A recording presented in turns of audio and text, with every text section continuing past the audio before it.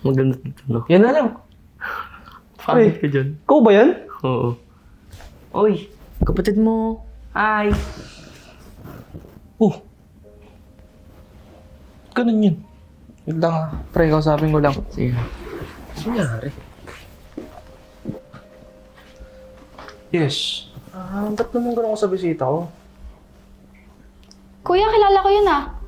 Yun yung mga babaero sa campus namin. Yung sila Gian, sila Jersey. Di ba Jersey pangalan nun? Mukhang adik yun, kuya. Alam mo, sasabihin ko yan kay mama. Susumbong kita. Okay, go. Sabihin mo. Alam mo yun, umalis sa inyo ni Mami. Hindi niyo pa kilala yung tao, inuhusugahan niyo na. Eh mukha naman eh. Mukhang adik yun eh. Saan yung nakatira? Sa squatter area? Alam mo, Yes, bilang kapatid, magbago-bago ka na. Sinasabi ko to sa'yo bilang kapatid, ha. Di porket nakita mo ganun yung itsura ng tao, lalaitin mo na, huhusgahan mo na. Pwede ba? Ayusin niyo naman. Kalait-lait naman kasi yung mukha ng tropa mo. Parang hindi ka tinuruan ni mami ng magandang asal. Ganyan yung mga kinakaibigan mo. Squatter. Ako, bahala ka. Tapos mami, alam mo ba? Minsan, nagkaano yan. Ay nako, Derek. Ano yung naririnig ko dito sa kapatid mo? Ano problema, Nay? Yung mga barkada mo ngayon, puro bad influence ah. Ay, naku. Mga siga-sigaan sa school. Puro tambay ang alam. Mga squammy-squammy doon. Nay, hindi naman ba tayo sa problema sa mga kaibigan ko? Wala namang problema sa kanila eh. Anong walang problema? Eh kung simulan pinagsasamahan mo yung mga yun, tingnan mo, anong oras na? Madaling araw na. Ha? Uwi pa ba ng matinong bata to?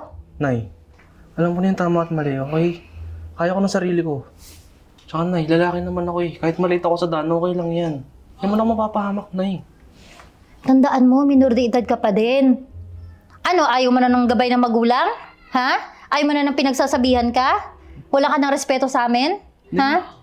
Nay, hindi naman sa ganun yun. Ang sinasabi ko, hayaan niyo naman matuto ako para sa sarili ko, di ba?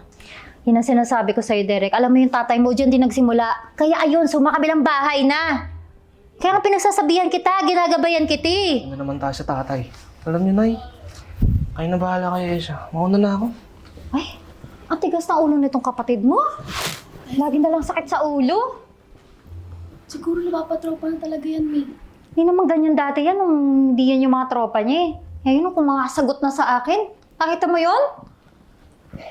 Bad influence talaga yung mga kaibigan yun, lalo yung si Jersey. Ay, naku talaga naman.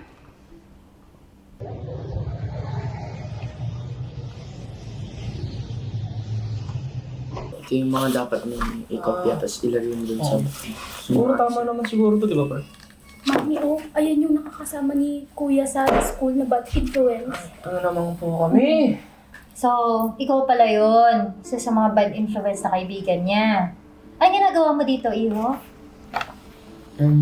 Tinuturoan ko pong sa assignment ni Derek. Mami, ayan yung kasama nila Gian, nila Shake, si Kuya. Hmm. Bad influence sa school nila.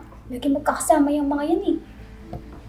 Opo, magkakasama po kami pero hindi naman po ibig sabihin na sinusundan po namin yung mga yapak po nila or yung mga ginagawa po nilang hindi magaganda. Nay, sabi ko naman sa inyo, di ba na walang mali sa mga kaibigan ko? Oo, Nay, kinakaibigan namin sila, pero wala namang mali dun eh. Kaya ko sila kinakaibigan kasi magaling sila pag-aaral po. Nagtuturo sila sa akin, tinuturuan nila ako minsan, tinutulungan ako ni Gershi. Ganun ba? Totoo ba yun, Jersey? Opo. Kasi alam mo naman, nag-aalala ako bilang magulang na lalo na kapag late kayo na uwi. Tsaka alam mo naman sa panahon ngayon, delikado, di ba?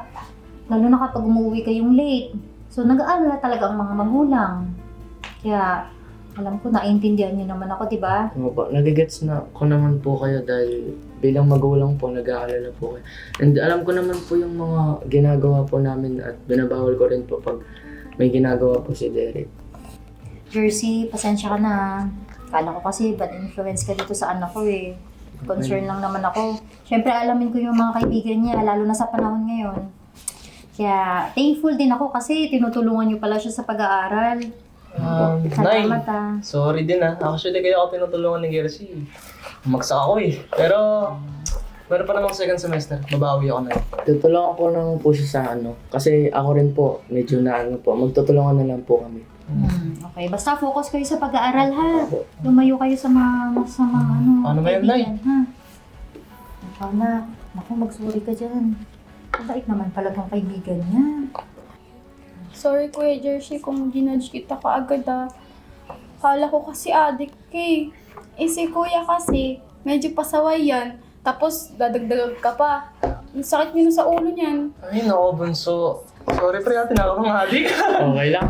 Sige na. Nay, yes. Sana naman di na maulit po ito, Mag-aaral na kami. Sige, basta huwag magpapagabi. Ha, uwi agad. Thank you po. So yun na nga. Pwede, tulungan mo naman ako. Nahihirapan na ako dito. Cause it hurts